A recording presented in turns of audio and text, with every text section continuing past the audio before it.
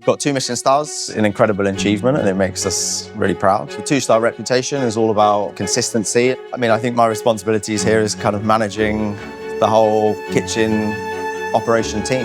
I would describe Trivet as a kind of local neighbourhood restaurant that delivers incredible food.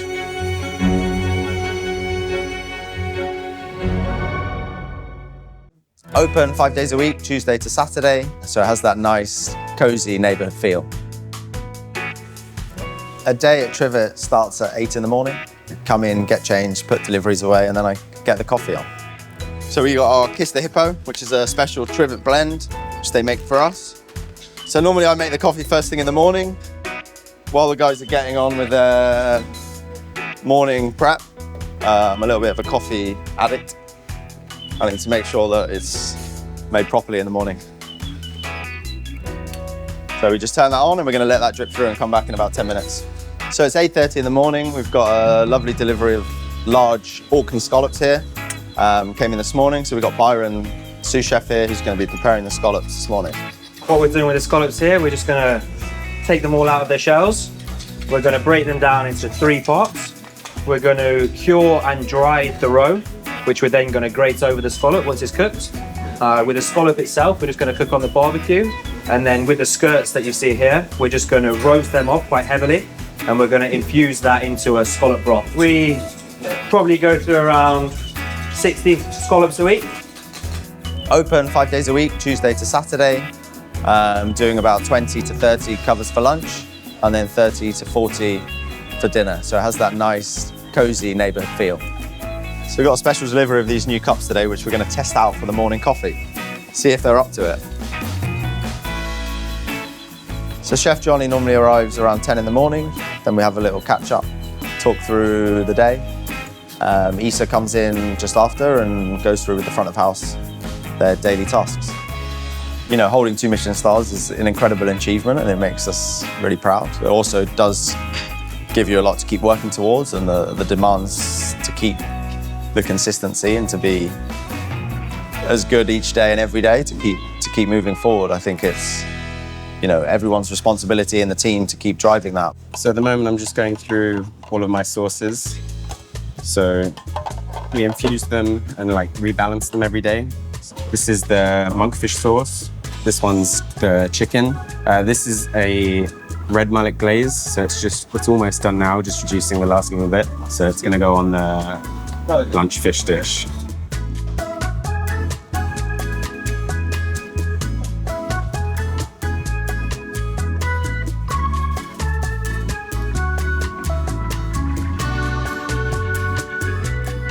Pasta's now set up, ready for service. All the little garnishes checked off and ready to go. We all get together just before lunch, so about 11:40, and have a full team briefing to talk about lunch, dinner, and anything coming up that day. So then straight after the briefing, myself and Byron will do the tastings for the day, going through the whole menu, starting from the mushroom custard through to the kind of scallop broth, and then all the way to the rhubarb at the end. Bon appetit.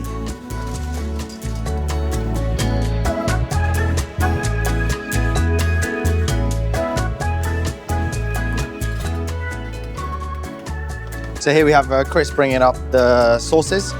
So these we make them all the separate bases, and they're all infused or finished for each service, which then also get tested. One of the ones we're trying is the scallop broth that we spoke about earlier. So this is the scallop skirt broth that's part of the scallop and turnip dish. This is the mushroom custard that we start the meal with, that we're just tasting before lunch service. Perfect. So it's 12 o'clock, the doors are open, we're just waiting for the first guest to arrive.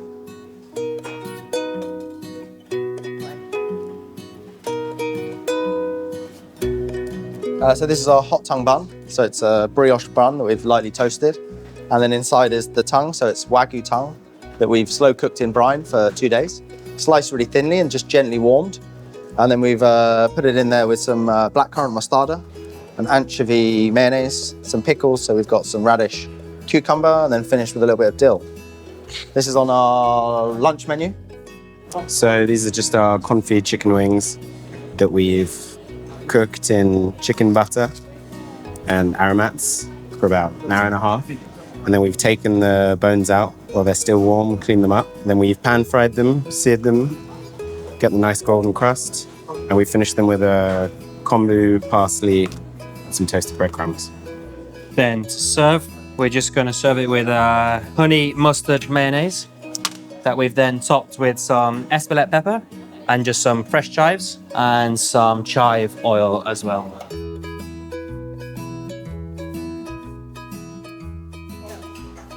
Right, we've got to check on scallop risotto, sweetbread to share, to follow artichoke chicken, gurnard, asparagus jerseys. We're going to plate here our scallop dish that you saw me prepping the scallops this morning. On the base, you will see confit turnip. On the top, the discs here, you see pickled turnip. Then I'm just going to top it again with a few dots of turnip gel. Here we have our scallop, grilled on the barbecue, and then glazed with a kombu glaze. And then over the top, we have just added again that cured scallop roe. Then we're just going to add a few garnishes. Pickled citrus, this one is Miyagawa, and we've got the cedro, and then the salty fingers. And to finish, just a bit of freshness in there with some picked chervil. Scallop broth that we were talking about earlier. So it's the roasted scallop skirts, shiitake mushrooms, mussels, and some kombu as well. And then we just finish that with a little bit of turnip oil. This is the best end of lamb that Byron French trimmed earlier and prepped earlier. So we just got it in a pan, rendering down the fat first before we start searing the rest of the other sides. Once it's done, we're going to let it slowly cook above the coals. So on the bottom here, we've got a smoked yogurt gel, which we top with a little bit of Turkish sumac. And then we have some different elements of courgette. So we've got some Romana courgettes, which have been lightly pickled, cooked in the pickle, and then just barbecued. And some kind of raw marinated courgettes, which have just been kind of pickled a la minute. So these are long, pointy green peppers that have been barbecued, peeled, and then we've just warmed them up with a little bit of thyme buds, crushed thyme buds on top. So this is the lamb that Byron was prepping this morning, and then we just have a few dots of a courgette and sorrel puree, and a few leaves of buckler sorrel to finish. This is a lamb sauce, so we make a sauce from all the bones of the lamb. It's just been gently reduced down, and then we finish it with a little bit of fermented green pepper juice. And then from that same juice, we make a ketchup, fermented green pepper ketchup, which we serve on the side, a little crispy lamb sweetbread. So it's the lamb sweetbread that we've breadcrumbed fried, and then we're serving that with a smoked anchovy and a pickled cucumber with the fermented green pepper ketchup. This is our rhubarb. We'll peeling and cutting, and we'll cook with hibiscus and rhubarb juice poaching liquid for the rhubarb dessert. Rhubarb is clean, so we can put in the bag with our hibiscus liquid. We can seal 100% with a vacuum machine.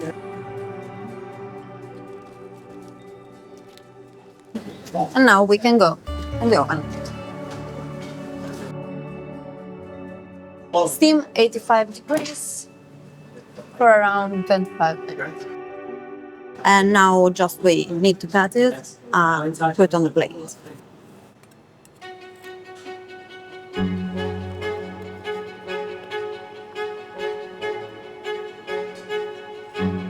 We use the leftovers to do small cubes with a bit of rhubarb gel. This is our chocolate mousse, white chocolate mousse. And this one is our filling, our cut rhubarb, the white chocolate mousse with the rhubarb filling on top. We cover everything with olive oil and black cardamom biscuit, a bit of rhubarb gel, some sorrel. We have some rhubarb meringue with a bit of hibiscus powder on top, black cardamom, and hibiscus consommé, and a bit of Capesana olive oil. Rhubarb sorbet on top of the biscuit, and we finish with the same meringue.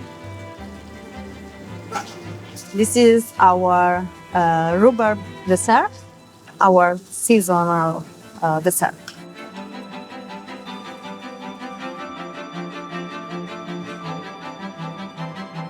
So these are our butter tarts. I'm from Canada originally, and it's always a bit hard when people ask what's a typical Canadian dish.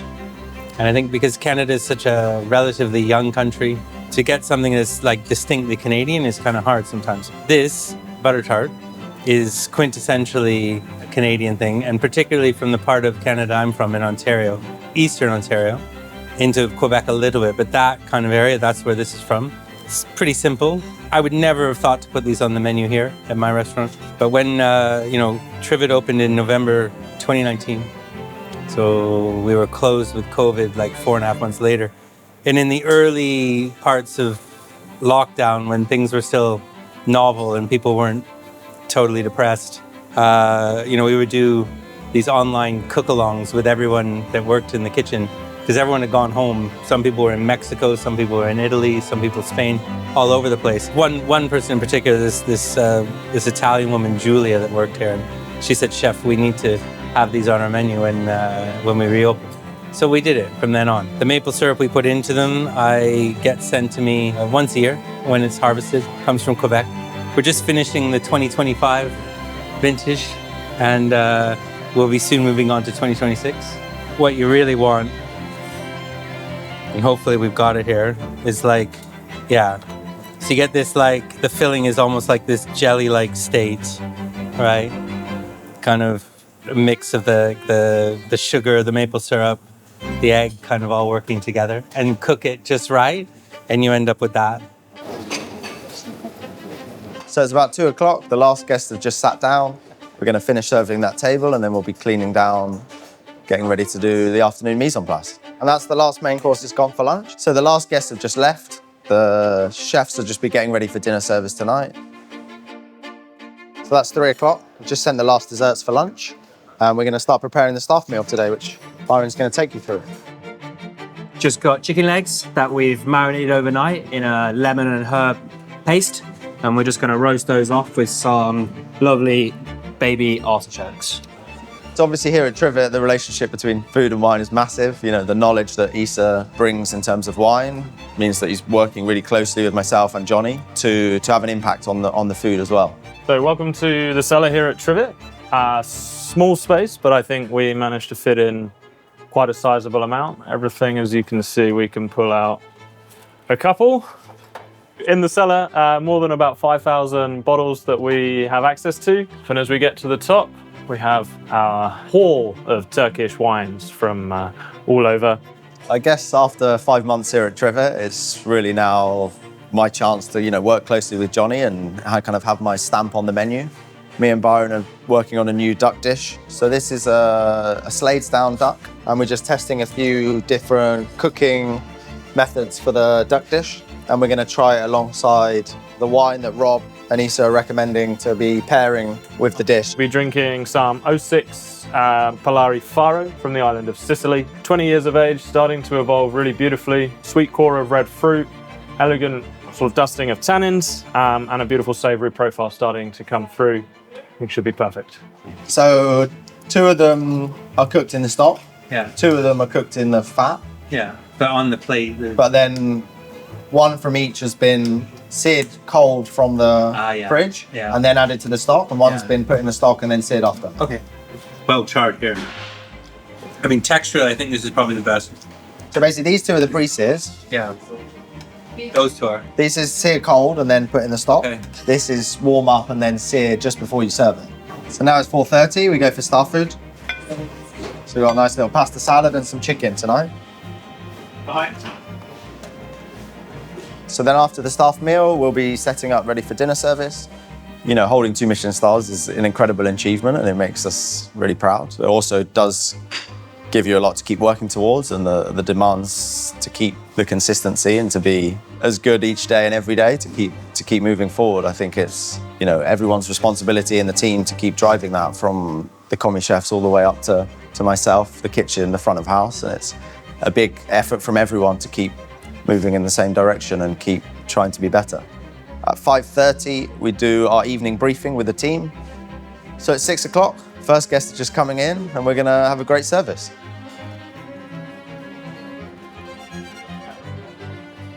I'm going to plate a chicken with a vinegar sauce. Version of this dish has been on the menu at Trivet since we opened. I mean, I've always really liked cooking at home. Not this version, like the much simpler version, but I've always been really excited about like the way like that you can get that kind of flavor and that kind of thing from something so simple. Like, and there's been different versions, like I say, but it's always kind of just really the most important bits on the plate are the chicken itself and the sauce. Right now we've got this lovely mashed potato. I'm gonna have some just really lightly cooked spring green. We start with a really good chicken. It's a Slades Down farm chicken. Cook it on the crown. We poach it in a light chicken stock, cool it in that chicken stock, then take it out, dry it, and then when it's kind of time to go in service, take that one side of the breast off the crown, warm it back up in that chicken stock with the skin kind of coming out of it, and then finish on the skin side. In this version, we got a little bit of roasted maitake mushroom. It's a pickled shallot there. Some fried shallots. Just put a few on here, just to kind of, as the guests kind of makes their way through it, they kind of get little bursts of that. This one's finished with like a really interesting muscat vinegar from a French producer in the southwest of France. So chicken with a vinegar sauce. That's on the side, a stuffed chicken wing. Got some of the chicken thigh meat in there. A lot of pepper, a lot of sage, livers, heart, and then on the sides the tarragon emulsion. I think. Oh, look at that. Our asparagus kind of side dish, grilled with some almonds, some roasted almonds and almond puree. These are just like the little tips that come off the asparagus that we've just fried, with a few brassica flowers. Lardo de colonnata.